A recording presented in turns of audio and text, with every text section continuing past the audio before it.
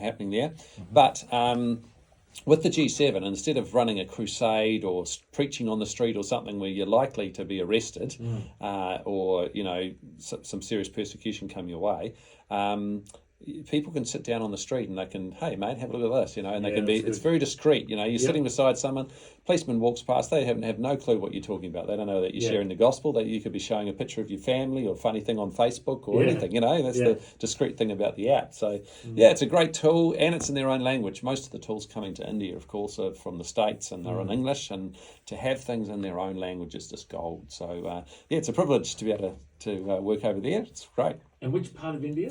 We went to Chennai, Mumbai and Gujarat this time. Gujarat is under a lot of persecution. A lot of the north of India is under a lot of persecution. So, so Christians, man, I just take my hat off to them. They just go out there with the gospel. They seem fearless. They just, they get beaten up. My full-time worker in Bangalore, his bike was burned. Oh, my goodness. They took his bike, and we'd already repaired it once because someone had taken to it with a lead pipe, and this time it was burnt. So, it's just, they just put their lives on the line, and they go for it. And so it's an inspiration for us in the West. I think we in the West can learn a lot from India and China and Africa and other nations.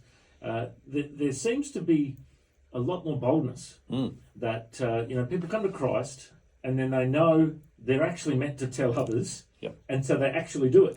They do. And they do. But they'll even travel. Yes. They'll even just come to Christ, get trained, and then they'll just go and plant a church somewhere. Yes. Yeah. Absolutely. And then they'll lead someone to Christ who will then get the same thing, and then they'll go plant a church, and it's multiplication, isn't it? Yeah, absolutely. It seems like in the West we've got tons of resources and we've got tons of knowledge. We've got all our Bible colleges and we've got stuff, and we sort of go over there and these guys don't know what they're doing. They can't explain the gospel very well. They you talk to them about theology and because they're new Christians, but they know that God's changed their life, and they know that they've got to go and tell others, and it's like they do. So that they've got action, which we don't have in the West, in general. There is people going out and sharing the gospel, but by and large, the church is very inactive as far as gospel sharing goes.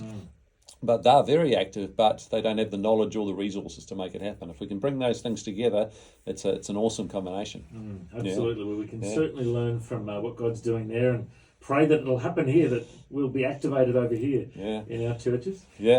So one story is my full-time worker, some guy who had his bike burned. I rang him up. We have a weekly phone call to see how he's going, and he'd gone to Orissa, which is where churches are being burnt and pastors are being killed and things are happening. There's real persecution going on there. They've got a covert team working away there, and I didn't even know he was in Orissa. He just went there. It's so random.